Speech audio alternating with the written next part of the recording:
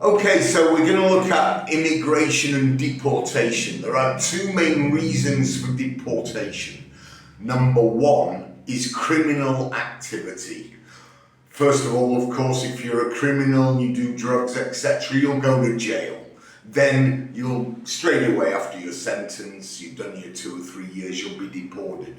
The second one, which we'll be looking at more today, is misusing and specifically overstaying your visa. Misusing your visa means, let's say I came on a retirement visa, but they catch me working with Gojek. Okay, that's called misusing your visa, and you can and will be deported for that. But the one we're looking at chiefly today, is the idea of actually overstaying your visa. And if you overstay your visa by over, let's say, a week, you can get into really big trouble.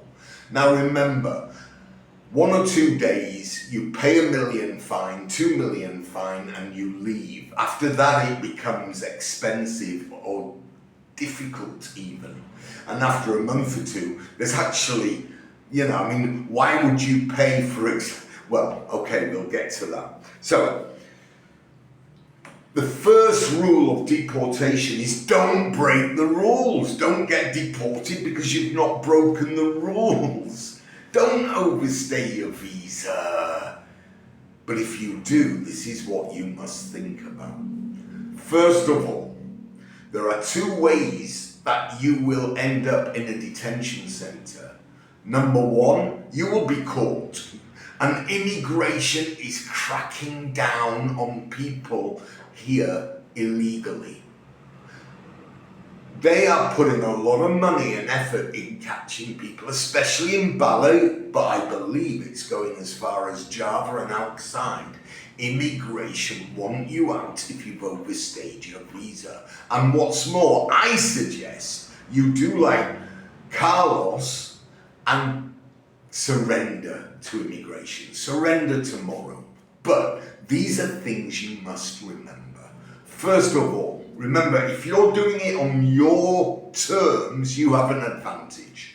Because if immigration catch you on a Saturday or a Sunday, you're at a big disadvantage. But here is the thing.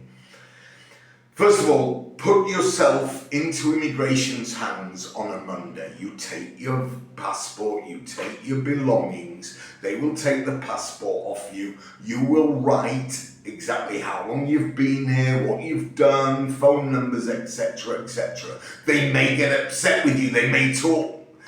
Don't worry, relax. Generally, you're not a criminal if you've overstayed your visa. But they will pressure you because their priority, immigration's priority, is to get you out of the country. That's their number one. And they'll want you preferably to come with a way of buying a ticket. But don't buy the ticket first. This is very important, crucial. Number one, not all airlines take deportees. Number 2, if you buy a ticket, let's say for the Wednesday, and you give yourself Monday and you're not processed, there's a chance you'll lose your money. So I suggest if you are giving yourself, you're surrendering to immigration, go on a Monday, get a friend ready to buy the ticket. You will be given access for about 1 hour a day, except on weekends, to call someone. These calls are not supposed to be social. Oh, how are you doing, John? This is John. I need a ticket. Can you get me Etihad or Malaysian Airlines? And I need it to Europe.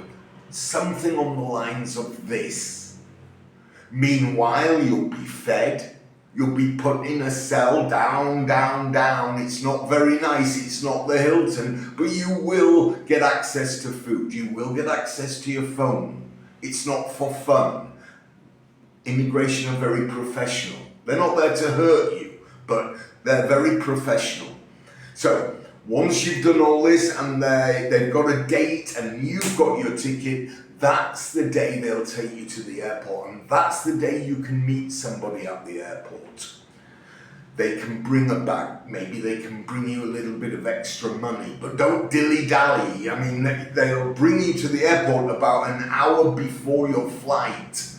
So you won't have long to talk to your friend. And don't ask your friend to go to the detention centre. They won't be allowed to see you. So this is the advice I give. One last thing. Unfortunately, when you get deported, you will be blacklisted. The minimum is 6 months. Most likely, if you've been overstayed over a year or two, you're going to get 10 years. You may get a chance to speak to the embassy, the Indonesian embassy in your country. Let's say you live in the UK, write them an apologetic letter, etc., etc., show facts, and you may be able to reduce this. But of course, that's up to the Indonesian immigration. So these are some of the facts that are regarding what happens when you get deported. It's not fun and games. I really suggest you do not overstay your visa. Guess what next? Carlos. Let's hear his story. That'll be coming in the weekend. Catch you later. Bye.